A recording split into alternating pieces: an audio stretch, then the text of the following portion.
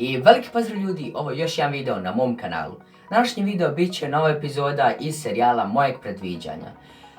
Naime, ovo je već druga epizoda iz serijala mojeg predviđanja kojeg snimam danas. Prvo sam snimao moje predviđanje za Ligu šampiona, a sada snimam moje predviđanje za Ligu Evrope. Naime, da ne dužim više, prelazim na moje predviđanje. Prva utakmica je utakmica između Leipziga i Marseja. Marseille ove sezone nije uopšte loš, ima Paea što je stvarno fantastično. Paea, znači, meni je bilo žao što je otišao iz West Hama, ali dobro, očekivao sam da će otići u neki jači klub, ali dobro, ako se odlučio na Marseille, opušteno. Leipzig je također ove sezone isto poprilično dobar klub. Što se tiče ove prve utakmice, mislim da će biti skroz podjednaka, da će gol razlika ili čak golovi u gostima odlučiti, ali ipak mislim da ovdje Leipzig prolazi, ne znam stvarno zašto, budući da su podjednaki klubovi, ovdje faktički sreća će odlučivati, bukvalno, jer Marseille ima super tim, Leipzig ima super tim, ali iskreno mislim da Leipzig prolazi dalje. Dalje iduća utakmica između Arsenala i CSKA Moskve. CSKA Moskva je napravila, znači, nevjerojatnu stvar. Izgube u Moskvi, a u Francusku u Lyonu pobjede 3-2, što ja iskreno, znači, kada su izgubili u Moskvi, ja sam ih otpisao, znači, Lyon ide dalje, znači, dobro, može. Mislim, svejedno je meni.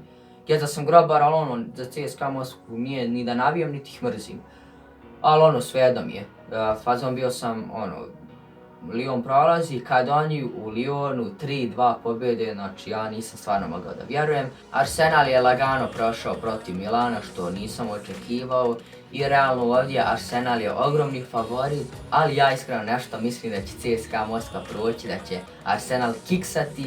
Jest da su izuzetno male šanse da se to desi, nemojte im pisati u komentare, znam da je Arsenal bolji i da je ogromni favorit u ovoj utakmici, da su vjerojatno kvote, nisam gledao kakve su kvote, ali kvote su vjerojatno na CSKA Moskvu 5-6, a na Arsenal 1.34, nemam pojma. Ali uglavnom mislim da ovdje CSKA Moskva prolazi, ne znam zbog čega, neki takav predosjećaj imam, pa ćemo vidjeti šta će se desiti.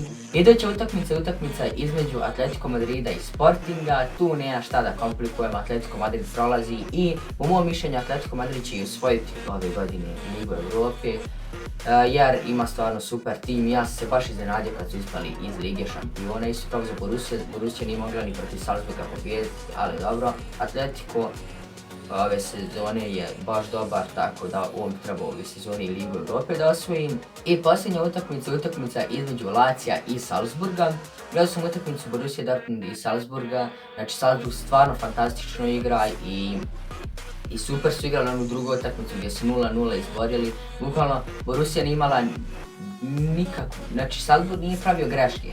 Borussia imala par dobrih šansi, ali manje više super su odradili utakmicu Salzburg, čak su mogli pobijediti u toj drugoj utakmici, nisu imali neku pretjeranu želju da daju gol, dok Lazio je standardni klub, dobar klub, italijanski, i iskreno mislim da će ovdje Lazio da pobjedi, tako da eto, to je bilo to što se tiče ovog nekog moje predviđanja za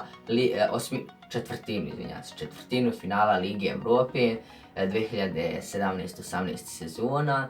To je bilo to što se tiče ovog videa, mi se vidimo u nekom idućem videu, pozdrav! Pozdrav za ovu epizodu dobijaju ljudi koji trenutno možete da vidite na ekranu.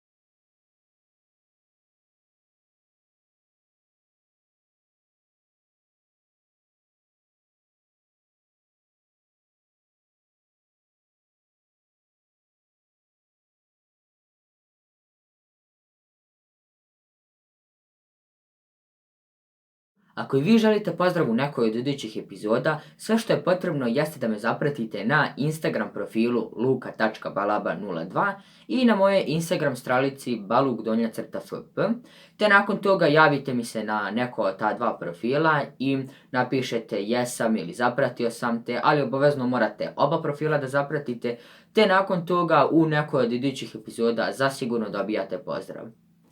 Eto, to je bilo to što se tiče ovog videa, nadam se da vam se video svidio. Ako jeste, ostavite like, share i subscribe u znak podrške kako bi pravio što više ovakvih montaža kao što ste mogli da vidite i što više fudbalskih videa, tako da mi se vidimo u idućem videu. Pozdrav!